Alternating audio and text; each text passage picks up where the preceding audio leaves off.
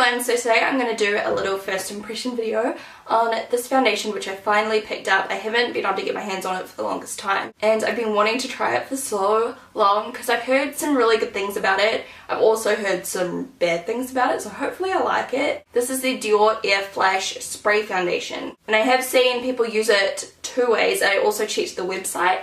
You can either like spray it on your face or you can use a brush to kind of like use it like a normal foundation, but it still gives you that airbrushed finish apparently. So I'm going to do the brush application because that's the way most people seem to do it. It doesn't waste so much product and stuff like that, so I don't know, I'm going to give it a go. Alright, so as always I'm going to prime one side of my face. This here is the Makeup Forever Step 1 smoothing primer. Let's do this side.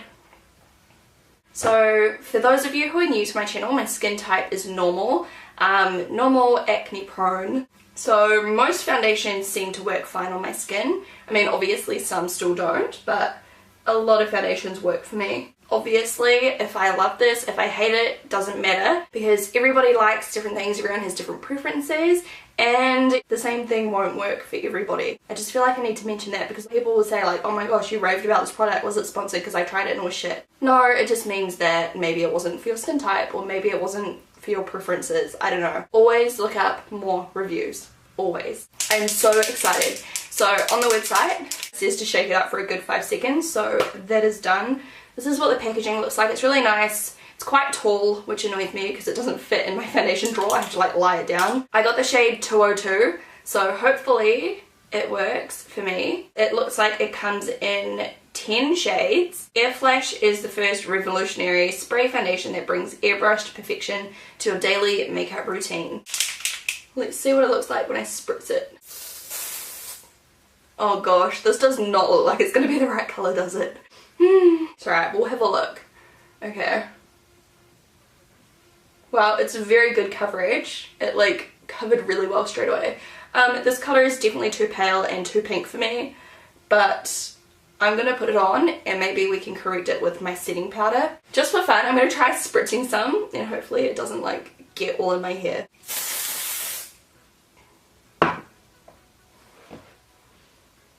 No, it's not too bad.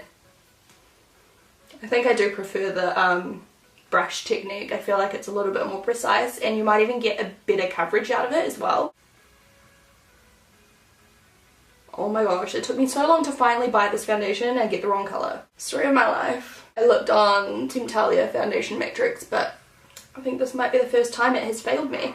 It's not even showing up on camera as bad as it is in real life, like how it does not match. Like it just... nope.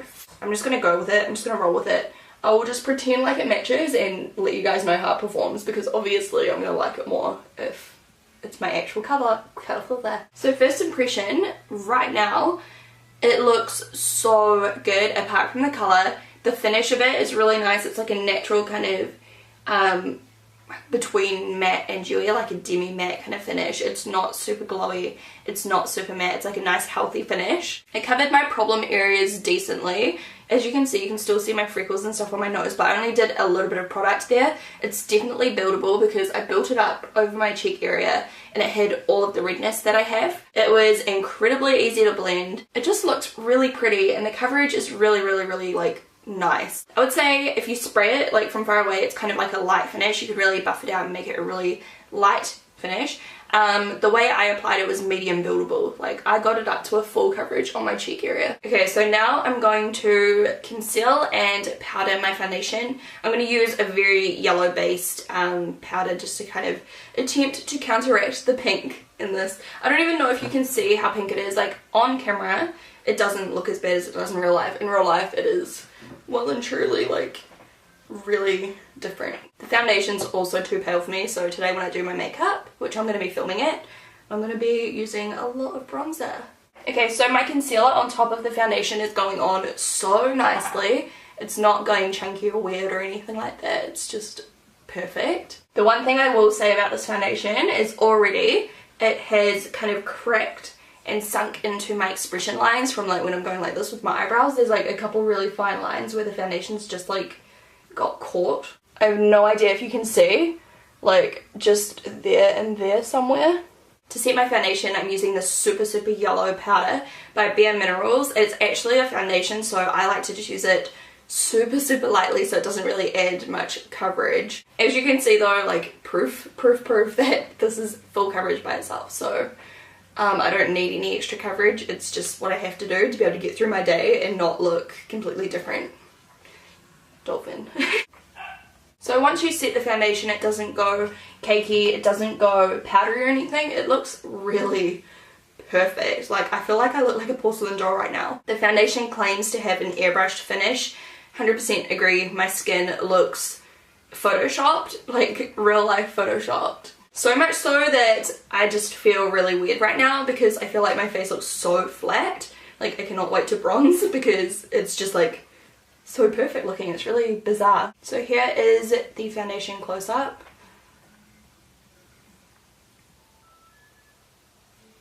It is just super perfect looking. Like, so perfect. And so far it hasn't seemed to catch onto any dry patches from the acne I have or anything. Keep you updated on that throughout the day. Now we're going to quickly test the flash to see how it looks in flash photography.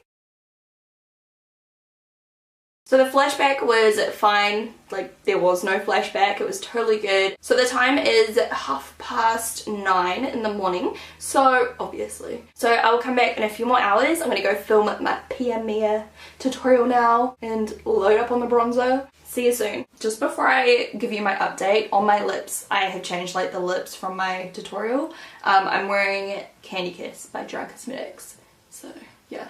Just by itself. Okay, so update, it is 1 PM. I set an alarm on my phone so I didn't forget to come back and film because for some reason I don't know, I'm like zoning out. The foundation is looking great. The only critique I have so far is it feels quite dry. So if you have dry skin, I don't know if it would be very good for your skin type. Like, it feels like tight and I don't even know how to describe it. Even when I was like blending my contour and stuff on top, it felt very like hard. I don't know if that makes sense. It just feels very tight, dry. Other than that, it hasn't faded anywhere. Once I put on that powder on top, the colour looks fine, so I might not even have to like buy a new colour. I might just always use a really golden yellow powder on top just to kind of like correct it, because I don't want to waste this, you know? I think it looks flawless, like absolutely airbrushed flawless. It definitely does what it says it's going to do. It was only like 3 hours or 3.5 hours or something. But yeah, so far it's really looking amazing. Like I feel, I don't know, like I feel glamorous. It's so flawless. See you soon.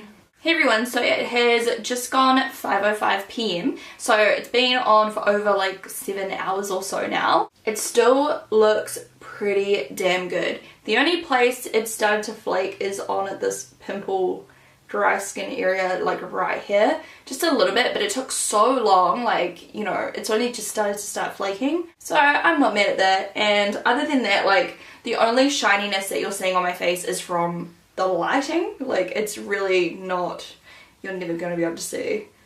It's really not shiny in real life at all. Like, I haven't gone shiny at all. I feel like the coverage has faded the tiniest bit just here, but it's nothing dramatic. Obviously I prefer it not to fade, but it's not like gone. There's still product there, it's just not as full coverage as it was at the very beginning of the day. It doesn't even say on the bottle that it's like a long-lasting formula or anything. I don't know if it's supposed to be, I don't know if it claims to be, but so far I would still call this long-lasting. It's just faded at the tiniest bit down here, and that's where my foundation always seems to fade first. I don't know why. It's still perfect like around my hairline, even though I've been like playing with my hair all day, and it just looks so beautiful and flawless. I kind of wish it was a little bit less drying. I would definitely suggest trying it on top of like a hydrating primer or something. Maybe that would help. I'm going to do that next time. As far as pores and everything, it hasn't sunk into any fine lines anywhere. It hasn't sunk into my pores anywhere. Both the prime side and the unprimed side applied the same and it still looks the same. So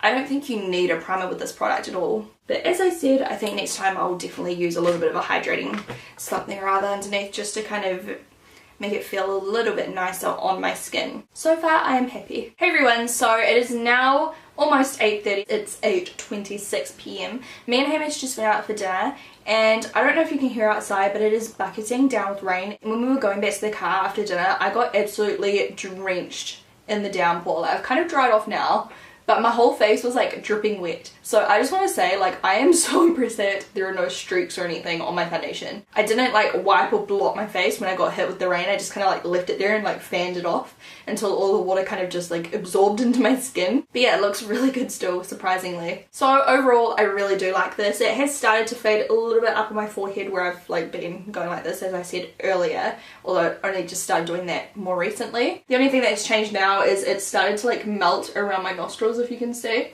Maybe you'll just see if I get closer.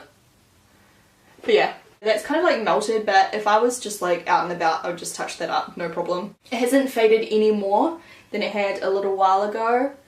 I will say that I feel like it looks a little bit cakier at this point than when I last checked in. It's a little bit like thick looking around my face. It's still not like that noticeable. You have to be like this close to be able to see it. Even then, it's not even that bad. It just looks a little bit thick on my skin. Kind of like how, and I hope no one gets offended at me saying this, I don't mean to cause offense, but kind of looks like Revlon Color Stay or like Estee Lauder Double Wear, like that kind of thick look on your skin. Overall, I love it. It did feel a little bit dry, but I can deal with that, especially if I use a moisturizing primer, perhaps like a setting spray, a hydrating setting spray. Overall, it was only that little tiny flake of skin that it caught onto, like nothing too major. The creasing wasn't even that major, like it was there, but like I can't see it from like this distance. I'm like that far away from my mirror and I can't see it, so it's just one of those things that you can see like close up. So it doesn't bother me too much, but definitely if you have deep set lines in your skin or like deep expression lines or anything, just something to keep in mind. It may settle into those areas. Yeah, I'm just really happy. So for my skin type, just normal skin, it looks pretty good. If you have oily skin, I would definitely do my research and see what it would be like on you, because I'm guessing it would be pretty good just because of that tight feeling it gave, like it really stuck on, and it doesn't look shiny at all. It just looks so radiant and beautiful. If you've got really dry skin, I feel like it might be a little bit too tight feeling, but again, search reviews. I don't really know, like definitely do your research before you spend this much money on a foundation because it's ridiculous. Also, I forgot to say how much you get. You get 70 mils, which is more than a normal foundation, but I guess you would use more because you're spraying it. I don't know. I hope this review was helpful to you guys. I'm sorry if I seem a little bit rushed. I am like dying to wash my face. Like as soon as it's like 8:30 at night or like 8 o'clock at night, I'm just like want to peel it off with my fingernails, you know. I hope you guys have an amazing day. Thumbs up if you enjoyed this or if it helped. Let me know down below what your favorite foundation at the moment is, or if there's a certain foundation you want to see me do a first impression of, let me know. And I will talk to you really soon. Bye. And this set comes with a glove. You need the glove. I burn myself every time I don't wear the glove, so wear the glove, trust me. I split my hair in half at the back, and then I just take a little section, brush it out and twist it around. And then the essential part to the hair is letting the curl cool down in your hand before you drop it, just like I showed you just there. And what this does is it kind of makes the curl a little bit curlier, and it also makes the curl a lot bouncier. With each section I take, I'm